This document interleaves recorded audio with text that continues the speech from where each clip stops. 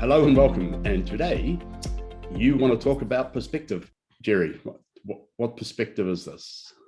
Yes. Well, it's interesting. We've been this week in our course at the joshuateachings.com.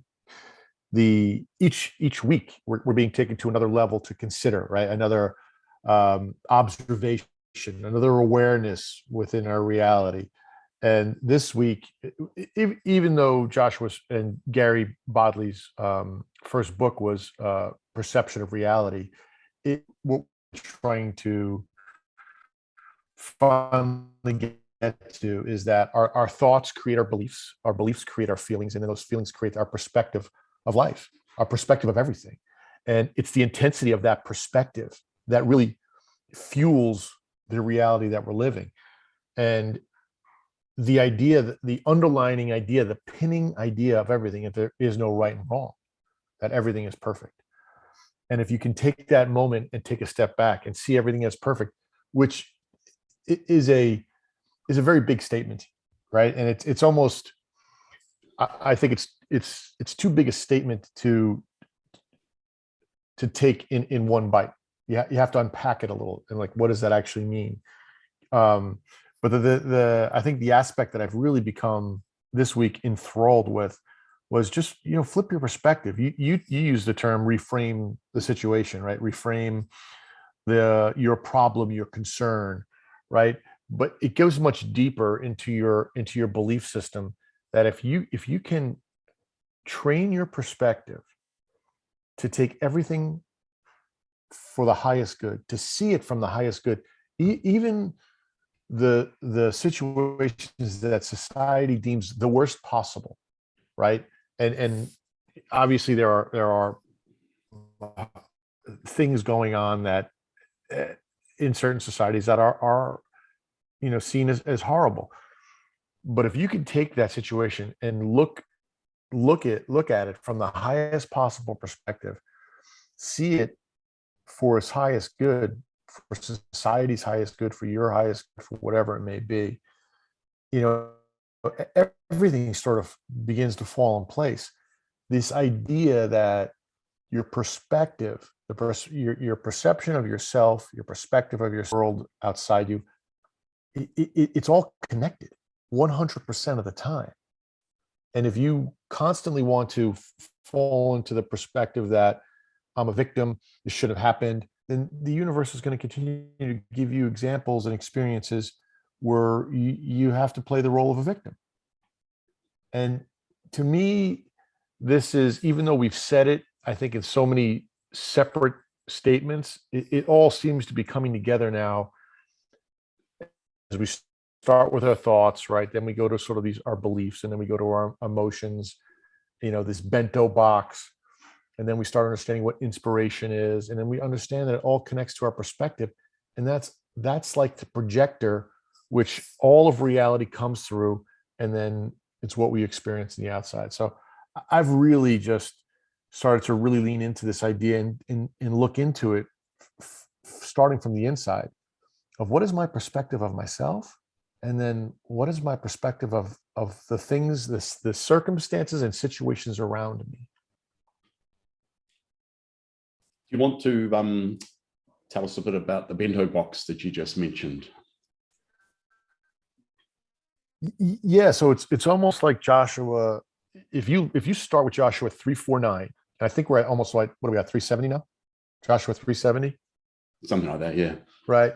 So if you took round numbers, Joshua 3:49. It is the podcast, right? So this is the Joshua Live podcast. Joshua Live podcast. Thank you, Rob. Yes. And we're talking about the bento box of emotions concept from Joshua. Right. Yeah. So if you took all of those 21 Joshua Live podcasts, right? Each podcast begins to take you down this journey, and the sort of culmination, the enlightenment before the giant ending, is the idea of this bento box of emotions, that even when something bad is happening, you can feel something good. You almost feel guilty for it.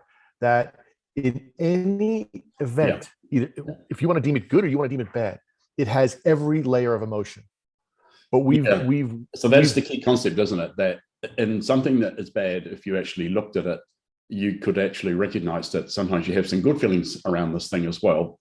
And if something good happens, that you may also feel some bad things. So, and I think we get so overwhelmed by something that's intensely bad that we just focus in on that one thing, and we actually neglect to look at all the other. There could be a whole range of negative feelings, but also a range of positive feelings. Right. And what do those feelings do for us? Right. Yeah. So, and that's why I think the last 21 episodes of the Joshua Live podcast from 349 to 370 are so enlightening for me, because it's almost like a path, right? It's like each one is a tool, is a step. Everything before is amazing. I've listened to every single one, and I love them, right? Yep. But it seems like before they're incredibly enlightening bits of information. But it does seem like 349 to 370, it begins from being all of this amazing information to funnel down into this path for you to begin to follow what acceptance is. Like today, we talked a little bit about, even the idea of like, I want clarity on this. Like, I want clarity on perspective. Well, that's control. Like, trying to have control over it. Like, once you understand, once your perspective becomes acceptance of everything is right, then things start like, oh, okay. Like, I get it. Not that I necessarily agree with it or disagree with it. That has nothing to do with it, right? I think our society asks us to agree or disagree with an event that happens, right? And I think what Joshua was asking us is, don't agree or disagree with it. Just be aware of it, and then look inside. What is your perspective on it? And if you have a negative feeling towards it, well, then you have a limiting belief that needs to be sort of brought forward. You're looking at it from the perspective of the illusion. And if it's an empowering belief, well, then you're actually viewing it from the highest possible perspective out there for us. So you've popped up some pretty big concepts here. The first one being that everything is either good or neutral. So the idea that things that everyone assumes are bad could actually be good, or at least neutral, that's a pretty hard concept for most people. And you can start with the small stuff that we often talk about, like the traffic light turned red when you're in a hurry and there's cars stacked up and you're sitting there wound up, and you could easily spin that and say, well, there are some good things in there, and such as, you stop and see a billboard and that has some information of use to you, or a car's got sign writing that's, I've been wondering about where you get that or what that is. So that's a trivial example. It also gives you a chance to calm down and reflect. And also you may get to realize, well, so what if I'm late? Other people are sometimes late. It's not the end of the world. Most meetings are a waste of time, so I probably won't miss much anyway. So you can easily kind of repackage the red light situation. But when you get to bigger stuff, it's a lot harder, right? And there's two things that we've learned. One is that you start with the small stuff and practice, right? And then you can take off your trainer wheels and go for some bigger stuff. But another thing is, well, what's in your reality? So you might say something that's happening in a far off country is terrible, but it's not actually in your reality beyond being a thought, right? So something that's happening in the other side of the world, I discover it through some news medium, whatever that is, generally on my phone. And but it's not actually happening to me. It's happening to someone else, but it's not actually my reality, which is another way to look at it. Not to say that we don't have compassion or anything else. I've found the stuff about the bento box of emotions to describe that. Should we have a look at the bento box? And then I love the bento box. Yeah. Yeah. So this is from it's one of the courses on the teachings of Joshua.com, which is the website. It's called the Ascension Experience. There's another course called the Bootcamp. So we're doing the 9th course, which is about fear and limiting beliefs. So what they say is every emotion has its opposite. All negative emotions are based in fear. Positive emotions are based in the opposite of fear, which is love. And they talk about that. So when you experience anything, you feel a range of emotions. There will be positive and negative emotions in every experience. Each emotion will have its own intensity. However, the opposite emotion is also available to you as well. The emotion itself is not actually good or bad, but is also everything in between. So that's a bit of a heavy concept. Right. So, so let's go back for that second and read that line, Rob, that you said. So the intensity, right? Read that line where it says the intensity, because I think that to me is a kicker. Each emotion will have its own intensity. There will be positive and negative emotions in every experience. Right. So and what Josh was saying now is that the intensity of that emotion is based upon our perspective. Well, that's true. That's true. So I'll get down to that. Give an example. I want to get to the bento box of. Go on. No, I was just saying we're talking about the same thing. So I'm saying that bento box. Yep. All of those emotions that are contained in that an amazing concept is really based upon your perspective, and the intensity of those emotions are fueled by the intensity of your perspective on that situation. Yeah.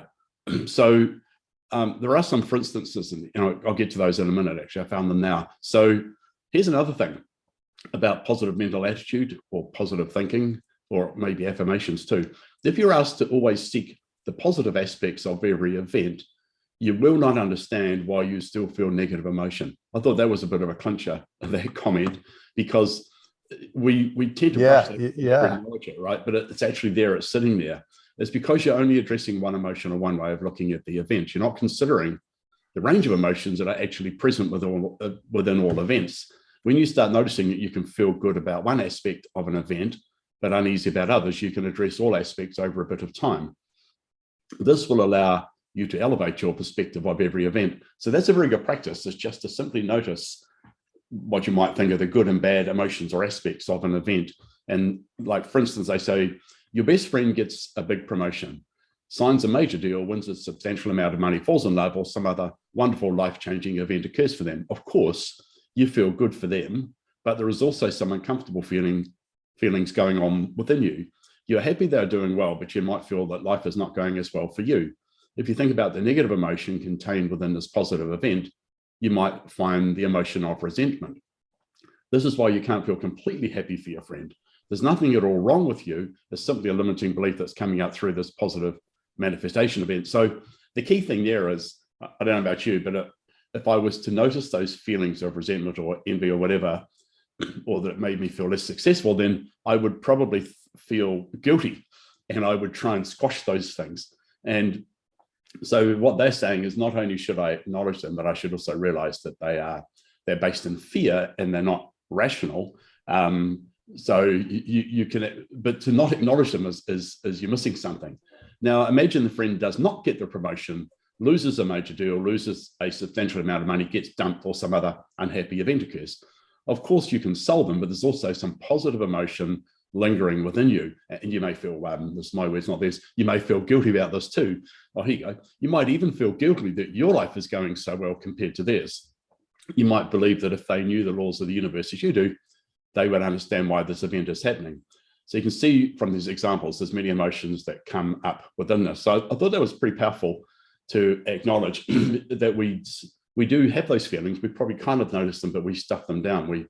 We feel guilty for having the positive feelings about a bad event and having the bad feelings about a positive event. So we ignore those feelings, but they're there. Well, just into your point, which is the way you said it was beautiful, right?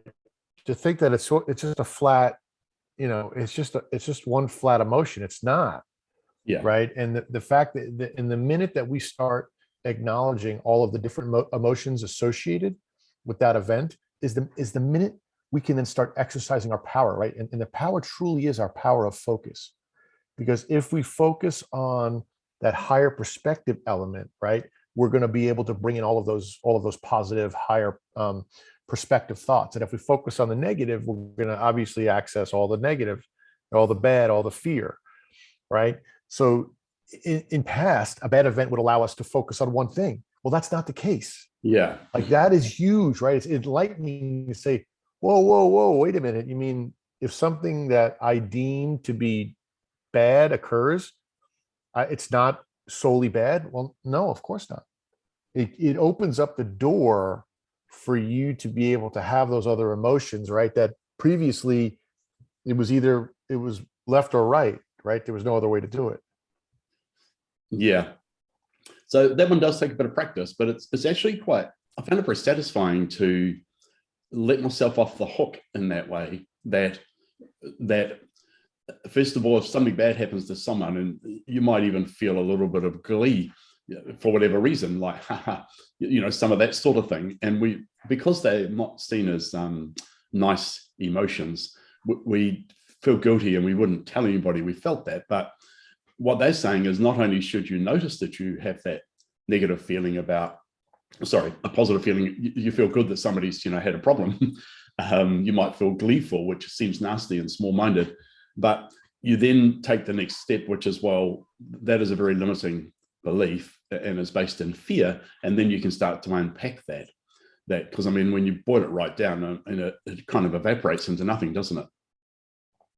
Yeah, it's once again, and like, it's so interesting to me that there are all of these concepts out there that try to help us understand, you have to just trust what's happening, right? You have to look at all of these events as sort of connected to the much bigger and much broader reality, right? They're not individual events to be able to define you at that specific moment. They're all just little sort of, they're little threads in the tapestry of our lives.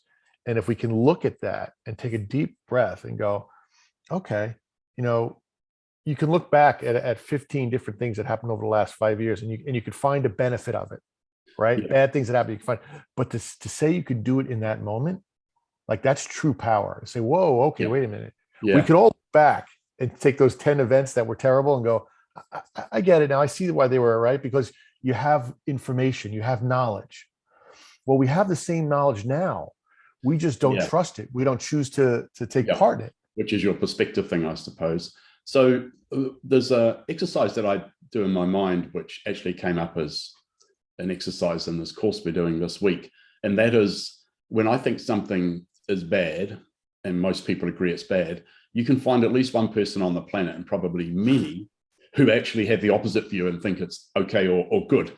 And you can actually think that through in every case. And you could take a really extreme example about, like, the war in the Ukraine, for example, that, Russia's invading Ukraine. And I don't want to really get into that, but if I was an armament manufacturer or owned, the stock in some armaments companies, including the American ones, because they're sending drones and missiles, I think, to Ukraine, then I might be horrified by the war, but I'd be delighted about my financial windfall. And if you were on Putin's point of view, from his point of view, you would also think it was really good. Well, it's not going that well, but but you might support the whole thing, right? So you can see that it's not my point of view. I mean, my instinct is to think it's terrible, but I can see that some other people might have a different point of view, and there's a whole range of points of view around that.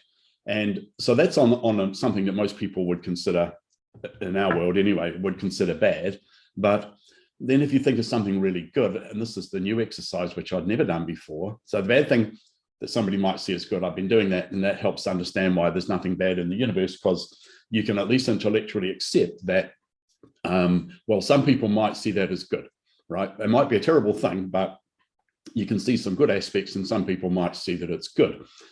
And but then if you actually do the opposite, which is a whole new thing to us, which is, if you list a whole lot of good things, imagine for each of those good things, somebody else's opposite point of view, somebody else might think that that's a bad thing. And then you realize I did that exercise too. Good or bad, it's all kind of neutral. It's only what you ascribe to it. It's your perspective. To me, it's like it really is just an enlightening concept. And I love the way you just said that too. I listed like 20 things that I thought were all good. Yeah. And I'm like, how could they be seen as bad? It's like, even like nature, like beautiful walks or hikes. Well, it could be too hot. You could get dehydrated. You might fall down and break an ankle. Like, you could always find something bad. You got bears and snakes and poison oak. Yeah. Sunstroke, where you live in Arizona. Yep, exactly. So to me, it's amazing that, and you start to think about, it really does sort of sum up everything that you're learning and we're trying to understand about the universe, and just go and realize that it all does start inside, right? It starts inside of with what is our idea or our perspective. And if we do sort of take traditional education, news media, traditional media, social media, and we follow that narrative, right? We're going to have strong, intense emotions about certain things. But if we give that up, if we, to what you were just saying, if we just give it up and realize that some people are going to find it good and some people are going to find it bad, Yeah. and that it doesn't have it's not inherently good or bad. Everything we find inherently good, somebody else can find inherently bad. Well, I had a very trivial There example is no, yesterday. I was having a WhatsApp exchange with a woman. We're on a board of a company together, and New Zealand's only recently got the rapid antigen tests, that you can buy from a pharmacy yourself. The RATs, they're called, is the abbreviation. So the home COVID test, so you can see if you've got COVID. And so we were talking about some of the people that work for the company and getting these things, and she said, "Oh, where did you get them for $5 or $6?" So I said, "Oh, well, it was this particular shop online." And she said, "Oh, I paid $20 for each one." And she named the global pharmaceutical company who were charging $20 for them. And I laughed and said, they're actually a client of mine. I'm running Google ads for some of their products. So I said, "I'm actually quite pleased that you're supporting them." So I thought that was quite funny and a really good example that what she felt she was ripped off and that they were opportunistic. And I said, "Well, opportunistic is a value judgment." And she said, "Yes, it is a judgment and I'm entitled to it." it's I thought, yeah, that's rich. That's rich. And so, people think that kind of what you might call predatory pricing, that in a market where there's huge demand, people must have these things and they really want them. So they will pay $20 if there's none available at $5 or $6. And some people think that's wrong, that people will take advantage of that. But I mean, it's the fundamental supply and demand economic mechanism, isn't it? Like, it's the fundamental basis of economics that the price goes up when the supply goes down. And when the demand outstrips the supply, the price goes up. So, this woman actually has degrees in finance and accounting. So I should refer her back to her Economics 101. I'm sure she'll really appreciate me doing that. Yeah, it's I lost you there for a few minutes. Yeah, for about my a minute. internet's unstable. I'm going to have to do the That's all right. old-fashioned thing and call them. Yeah, good luck. After this. Yeah. It was like this yesterday as well. We need to get satellite, I think. Anyway, I'm not sure how much of that you got, but did you hear about the opportunistic value judgment? Yeah, and you know what? Like I absolutely agree with it. I mean, it's to me, it's. I think before 2 years ago, I would have easily judged it, right, as inappropriate, right? And now you look at it like there's somebody benefiting. Somebody can see the benefit, and somebody can see the upside, and somebody can see the downside. It's if you look at each situation that occurs in that way, things begin to get easier. Things begin to be less intense. And I kind of love the way you said that too. The intensity of the emotion. It really does get back to your perspective on that situation. Your judgment intensifies that emotion. And if you remove the judgment, you can remove the intensity of any situation. Yeah. Right? It's just, and I think that just through like traditional media, just through social media, traditional media, through conversations, through business, everything is so intensified, right? As right, wrong, this, that, do it that way, don't do it that way, where you're brought to an opinion on a judgment so quickly that you don't have time to take to it. It's almost like they don't allow you to have time to have perspective. Yeah. right? And that's why like this week, the whole concept was just, I think this idea of just we've heard it before, right? People said, do you have have perspective? But the perspective was it was a very surface. It was like peeling the first layer back of the onion. If you look at what perspective is now, it's so much deeper, right? It really does. It really does. It highlights the life you're living. And if you really want to get into the idea of good and bad, I mean, just talk about the devil, right? I mean, just because that's a concept that many people, many Christians believe in, and the idea that they're out there doing all the bad, and the idea of what the devil was. The devil really was just an idea of, it was just reflecting back your biggest fears. I mean, that's all. When whatever the concept of the devil is or isn't, right? It's a reflection of your feels. Your perspective of the devil is it's classifying and clarifying and giving you the ability to point out and to judge. There's all this happening. I don't watch TV, but and I haven't watched South Park for a long time, but South Park cracks me up completely, and I love the social commentary in there. And in South Park, the devil is kind of evil, but Saddam Hussein, who's the devil's boyfriend in South Park, Saddam Hussein, he's the really evil one, right? He's nasty, evil, manipulative, and he's way more evil than the devil, which I guess is a bit of social commentary on how so many Western countries, including the States, have demonized Saddam Hussein. And so they put him in there as worse than the devil, and he's really manipulative, and he keeps putting, pranks over the devil and manipulating him. Anyway, that's kind of an aside, but it's very funny. But it also kind of tells you that that's how much Westerners got to hate Saddam Hussein, and how bad they thought he was. And so that was interesting. Anyway, I was about to tell another story. It's a bit gross. I'll tell it anyway, because this was maybe 20 years ago when Osama bin Laden was infamous and kind of at his worst. And I went to the gym one morning, and I went to the urinal to have a pee. And quite often they have those kind of mats in there to catch, like if they got those smelly things in there, or if people spit gum or some other thing into there, so they catch it so it doesn't go down the drain. I know this is a bit gross, but somebody had got these Osama bin Laden urinal mats and put them in there. So when you went to have a pee, you were peeing on them. And I know he was super evil and super bad, but even at that time, way back 20 odd years ago, I thought, this does not feel right to me. Like, sure, he's done all these things, but to piss on someone, I thought it just felt completely wrong to me.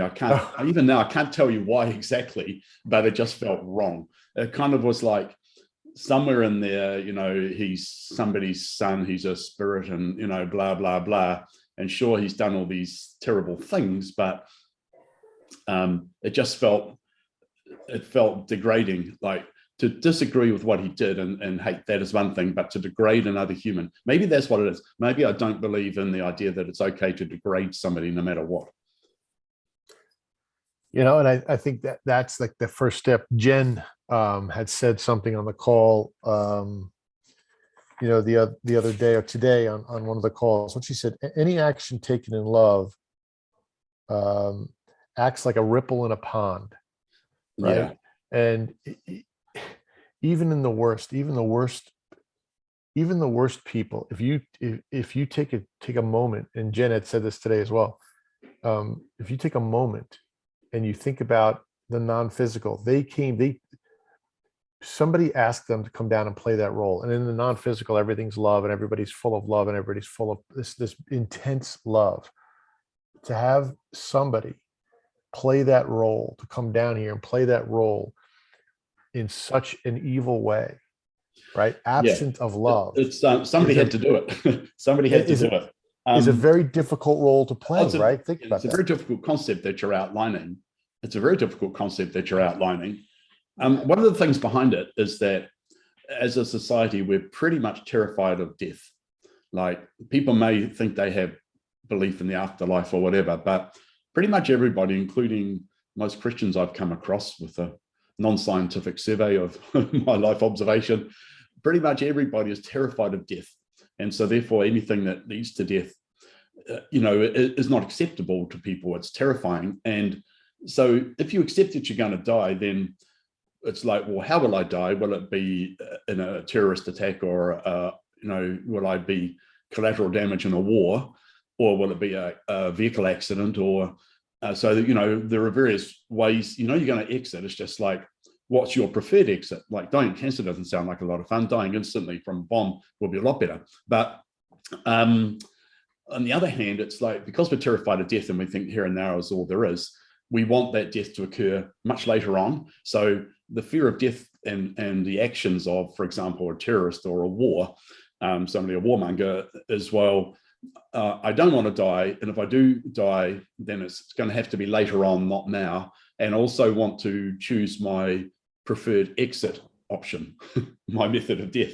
So if you unpack it all, really, it's like, well, dying instantly in a bomb is preferable to dying, like I said, slowly of cancer or something like that, or dementia, which I've had experience of. My second wife had an early onset dementia, and, I cared for her until I couldn't, and she died from that. It's a horrible thing, it strips away so much. Anyway, so, I think she knew this could happen because her mother and grandmother had the same thing, and it's a hereditary form of dementia. It's frontotemporal dementia. And she used to say, effectively, oh God, if that ever happens to me, like finish me off then and there. Like, I don't want to go through what they went through. But of course, she went through it. But if she had known, she probably would have chosen to actually exit 5 or 6 years before she she got to where she did. So that is not a great way to exit. And if she'd been killed in a car accident, but ahead of that, herself looking forward would have said, well, that's far better way for me to have exited in the car accident than to die of dementia. So anyway, my point is that we're terrified of death. We want it to happen later, not sooner. And we want to have a nice exit, not an unpleasant one. And if you accept all of that, then suddenly the actions of somebody killing, in a war or terrorist attack or something, it's just a different frame around it. Let's put it that way. It doesn't explain it or make it better because we're still terrified. Yeah, I mean, it's the idea that everybody's playing a role, right? That we've asked them to play. It's a big concept, and yes, that is a very big concept. They're not here for us to they're not. And if we choose to judge them for the role that they've agreed to play for us, well, then we're living in that illusion. If we choose to see them from the highest possible good, if we choose to change our perspective and see them from the highest possible good and the highest possible good for everybody around us, meaning that we've all asked them to play a role in our existence down here, as horrible as it may be in a specific moment, we've asked to experience this. Well, because if we're in the non-physical and the universe is expanding through unique perspectives and through uniqueness in general, and no two situations will ever occur in the exact possible same way, right? Everything will be slightly different. Everything in the entire world will be slightly different. Every experience will be slightly different. So the more unique the situation can be, the more unique the experience could be, the greater the expansion of the universe, right? And we're looking at it from a non-judgmental way. If we look at it from a judgmental way, well, then it's a whole different experience, right? And there are some huge concepts. There are some huge concepts in there. One is that somebody comes in to do the dirty work on behalf of humanity, or all that is, or source. So we'll get to that in a minute. And also the whole concept of what is the purpose of being here, which is self-discovery, but that needs some explanation as well. So I'll get to those in just a minute. First of all, I just want to pop up with an easy one, which is about social media, from something that was in a recent Joshua podcast, 360 something. And they talked about people that I will call Instagram famous, right? For example, could be TikTok. So, and they talk about people who put up all these images, videos, photos of their beautiful lives doing amazing things, and in what I call experiencing their fabulosity, their fabulousness. But I think I made that word up, fabulosity. I quite like that word. So anyway, I'm calling it the people who are exhibiting their fabulosity on Instagram. We'll use that as the example. And they basically said that really, if you were to burrow down and experience life from their point of view, they're not actually feeling that they're fabulous. They're not feeling their life is wonderful, but they're putting that out there to try and convince themselves, but importantly, to have other people reflect back to them their fabulosity. Because if you really truly felt fabulous, you wouldn't need other people to keep telling you that you're fabulous by, clicking like or whatever or commenting on Instagram, right? So I thought that was, and I referred that to you because I know that you talk to your daughters, your teenage daughters, about social media and the impact in their lives. So I thought that was very interesting. And I thought of this woman I know who used to live in New Zealand, now lives overseas, and she's a very attractive young woman.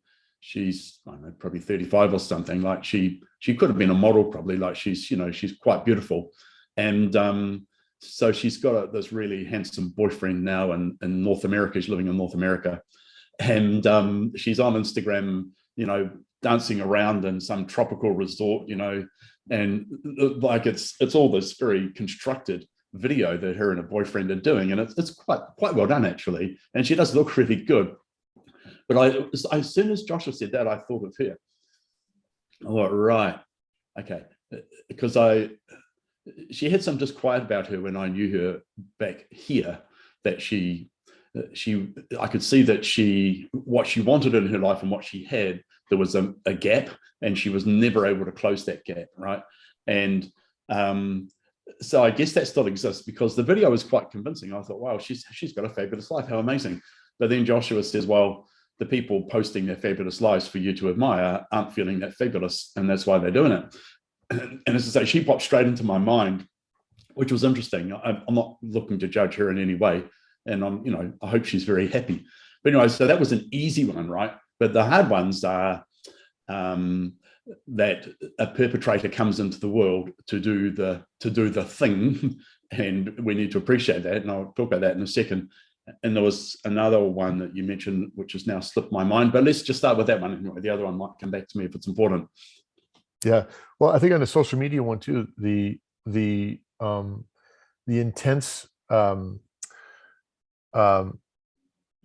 adoration, right? So I would almost take the social media to a whole nother level. So if I'm trying to portray myself as uber luxury, uber wealthy, I'm not trying to get other uber luxury or uber wealthy people to follow me. I'm trying to get everybody else who's aspiring to be wealthy to fire me. So what you're actually attracting and you're actually connecting with is everybody that's lacking that actual feeling or that experience. And together you're all lacking and trying to get there. Right. So billionaires aren't posting stuff to get that are looking for people that, or even looking for millionaires to follow them. Billionaires are posting stuff that other billionaires will get excited if they were posting, as an example, right? Yeah, it's all about the number of followers, right? The masses following them. Yeah. The greatest fun analogies are they show somebody who's worth $1 billion, and then they show an Instagram, a Instagram famous person who's trying to show that they have all this wealth, and then they'll show you a billionaire. And you're like, they're two very different. Once you have it all, right? You're no longer showing it off. You're no longer trying to make people believe something that you don't believe. Yeah. Well, that if they've got to that point of self-worth and their self-evaluation is that high, but it wasn't until Instagram came along that I realized how many fabulous people there were in the world. But now I'm finding that they're not actually fabulous after all. It's very disconcerting. Well, there's what I started to realize too is anytime when I started to do some Instagram reels, I started with one way, and then all of a sudden the element that started to pick up and people started to listen, or I get the most views, were the elements when I was just in a t-shirt walking my dog. Like those got 10,000 views, and I went from like my tens and tens of followers or four. I've had videos I have a video with 3 views on it, right? Which is hysterical, right? But the ones that are the ones, well, I'm obviously not looking to connect with anybody that I'm not portraying anything that is in lack. I'm not portraying anything or the energy that's coming off is truly authentic and helpful and wanting to be enlightening in some possible way. Those videos get the most likes. And I look at the video and I'm like, yeah, I could tell, maybe I was too preachy, as Gretchen, my wife, will say to me sometimes you come off a little too preachy, and she's right. So, in preachy becomes I'm right and everybody else is wrong. And then there's this way of connecting with people through just, hey, here's some information. And if you want to have a different feeling, try this. Some of that could be what you might call a cultural tradition, that if you have a message about personal growth or spirituality or whatever, like, what is our mode of delivery? And one of our cultural modes of delivery is, in fact, preaching, and it permeates many message deliveries of many kinds. So it could simply be that you've chosen that mode, but now you've chosen another mode because you hadn't really thought about, well, what's my natural mode, instead of picking that kind of format, you might say, that format. And everybody else is in, go on. Right. Everybody else is in this mode of luxury, abundant. I am the most famous, luxurious, abundant, financially wealthy person on the planet. Come look at me, be like me. And if you look at what their message is, they're in front of maybe a beautiful, car, a Bentley or a G-Wagon, right? Or an AMC, right? Something spectacular, a Lamborghini, right? Or Aston Martin, whatever it may be, and that's it. There is no other it's unbelievable that the people and I think that's where society begins to get sucked into this trap, where what are you looking for? Well, they have something that I want. Well, as soon as you say that, you're stuck in lack. You're done. That's it. Like, okay. So just talking about cars, like I used to think cars mattered a lot. And at one time I bought a brand new AMG Mercedes, and I also had an Audi S4 brand new. So I had a lot of money tied up in metal, and I really thought it mattered. And at that time, I would not want to be seen in a crappy car. Like, I thought it mattered. Whereas now I'm kind of almost the opposite, not deliberately so, but I don't think I would ever buy another AMG Mercedes. They're amazing cars, but what's the point? We've got a Subaru Forester. It's actually, this is my fourth one, because they're really, when I was doing a lot of skiing, they're incredible for, the snowy mountain roads, and we do trout fishing, and they're amazing going up dirt roads and riverbeds. And so all the things I like doing that, and, take all your camping gear, and it doesn't go that fast, but it's actually the perfect car because it's off-road enough and it's on-road enough. And it costs, a quarter or less than a quarter of what the Mercedes costs. And I also discovered that to really enjoy that Mercedes, you kind of needed to go to a racetrack, and I did quite a lot of track days in different cars, including Porsches and Mercedes and Audis and all the rest of it.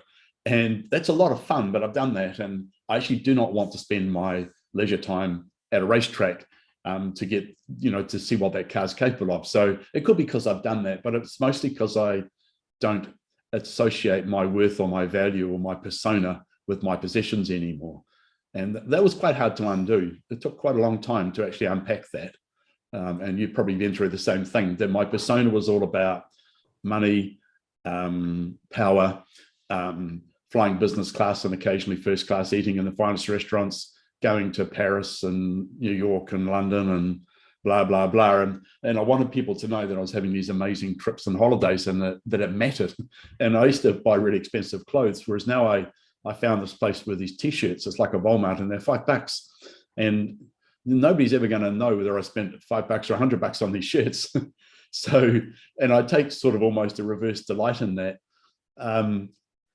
But really, and I did think about this as a topic of discussion before we came on today, which is that, and I think you were the same, that previously the sense of worth was to do with what we had, whereas now it's purely about who I am. Right. And if you look at and I think that's where the conflict came a lot. So let's say you want that beautiful G-Wagon, that AMG, right? Whatever that Mercedes may be. But what were you truly wanting? Let's just say you wanted, you wanted a simple a free life. You wanted to be able to, be in nature, but you thought you needed this car to show the status, right? So here's your true essence, your true desire was to be in nature, to be free, and to have flexibility. But you thought you needed this car, which is why, right? Everybody has these conflicting desires where they think to have status in society, I need X, but their inner self is telling them you want this. So their desire for the desire that's going to make them feel their best, their freest, their most authentic, right? Is in conflict with what society is telling them they need to be happy. So they're trying to listen to themselves, like you're listening to yourself. You have your car that allows you to experience all the things you love doing. But society's saying, well, if you own a company and you do this, you really need to have this, right? And so you're like, okay, so let me forget about the vehicle that's going to allow me to chase, to explore my authentic self, and let me go after this vehicle, which you end up in a shop a lot. You can't drive everywhere because it's you got special this and special that, and you're targeted by cops all the time because you can't go over speed limits, and you're like, well, so the car you think you want is exhausting. Yeah. And the car you got all these problems like with an AMG Mercedes, because I mean, that car, this was like 2005, I bought it. It was 200,000 New Zealand dollars, which is like 130 or 140,000 American dollars. It's a lot of money, right? And it was beautiful, pristine car. So you never want to park it next to another car because they're going to open their door and ding it, right? And the front is very low, so you keep scraping the front, like the spoiler around the bottom, it keeps getting scraped all the time, and it's impossible not to. And you would not want to bang those mag wheels up against the curb. The tires were like, $1,000. The rear tires, $1,000 a corner, and you burn them out really fast because it's so powerful. And so it was a lot of fun. It's an incredible machine. Like they're wonderful, wonderful cars, but it's like, I really like the fact that this forester, you don't care about any of that. You can drive up on the curb, it'll do anything. And I never think about parking where I park it because nobody actually has dinged at the doors, but I never think about that either. So yeah, I realized owning a lot of things takes a lot of time and effort and energy, right? And various events happened to try and detach me from that. One event was like, we had two houses. We had one in Auckland and one in Christchurch, and then 10 odd years ago, there was this massive earthquake, or a couple of earthquakes in Christchurch, and it destroyed large numbers of things, right? The house got damaged, but also a lot of the contents, the possessions were very badly damaged. And, I spent forever on the insurance claim. There was like 100 items, in the spreadsheet for the insurance claim. And that took a hell of a lot of time. And so that was one way of trying to detach me from possessions. And then we moved several times in Auckland, and each time we moved, furniture and stuff got damaged, and it just got more and more damaged, right? And so I got all this amazing stuff, but quite a lot of it's got a chip here and a tear there. And I knew it was the universe trying to tell me something about, you need to detach from all these possessions. You're like, why have you got so many possessions? Why just spend so much money? And you think it matters. Like, these people like you, whether there's a small tear in that sofa or not. It does start to change. And when you like the idea of setting your goals and then having these desires, and now, at least now I question, I'm like, do I really want that? Or what do I really want? And if you start to ask that question, right, you're going to get a different answer, right? You're going to start to understand, like, okay, this is what I really want. This is how I really feel. That to me is incredible expansion into your authentic self, into experiencing the universe as it truly is, a perfect system doing one thing, working for you to create experiences for you so that you can expand. That's it. That's all this universe is trying to do. All these little things, all these little elements that are ongoing that we feel and we experience are all geared towards one thing, for you to experience this reality in either in perfection and love, or in fear and victimhood. Yeah. Well, I'm just thinking we've got a couple of minutes left, and I remember the other topic, the two topics that you touched on that were huge, and we'll touch on one of these, and I'll make a note that we'll have a look at the other one next time. So the two topics were, I think we'll go for this first one, which is the nature of the universe, or the origin of the universe, and source, or all that is, and also comparison with the previous concept that I had growing up, which was the Christian God. I learned about from the Catholic Church. So the other one is the nature of what we mean by a victim, which very briefly is a victim believes that they're not creating their life circumstances, and that the circumstances are happening to them and causing them to feel something, whereas the creator believes in creating a life circumstance. That's huge, but it ties into what you were talking about, that somebody will come to planet Earth and choose to be the perpetrator or the oppressor to allow people who you might say are victims to experience something. Now, that's a very difficult concept, and just saying that alone may make a lot of people very angry or uncomfortable. So we'll unpack that next time. So I'm just going to make a note, next time, the victim and then oppressors. So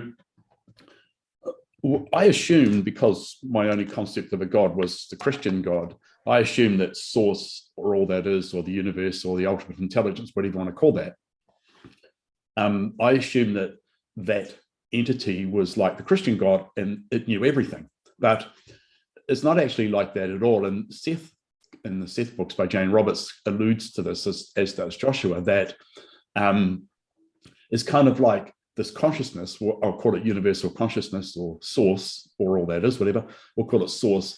It's almost like source one day postulated the question, who am I? And then the next question is, who is it that asked that question? And so that was the kind of the birth of consciousness, and that equates to the Big Bang, if you like. And from that moment, source fragmented into billions of experiences, including the creation of the universe, and also eventually the consciousness that you and I have as humans here on planet Earth. So that's Joshua's and probably Seth's version of the Big Bang, which might sound a bit wacko to a lot of people, and I'm interested in science as well. But the thing is, the Big Bang, like, scientists believe that there was this intensely tiny ball of matter and it exploded into the still expanding universe. But as to how that thing got there in the first place and why it was so densely packed in the first place, I mean, there's not really any useful explanation. And what was before, and does time even exist? So, science has a reasonable theory on the fact that there was an explosive event, being the Big Bang, but not much more than that, really. And in a way, the indigenous creation myth of the Māori people here in New Zealand, the story of Rangi and Papa, which was, it's kind of a poetic version of the same thing.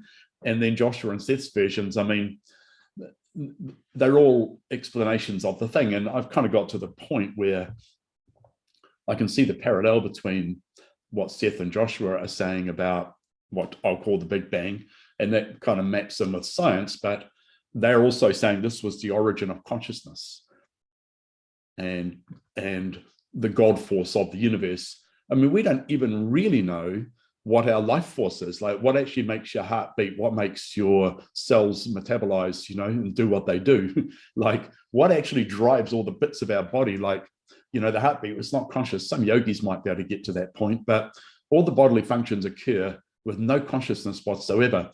And so we don't really know what that life force energy is. Well, science doesn't really. I mean, you can always ask another question, like whatever they say in science, you can always say, well, and then for the next bit, explain the next bit and the next bit.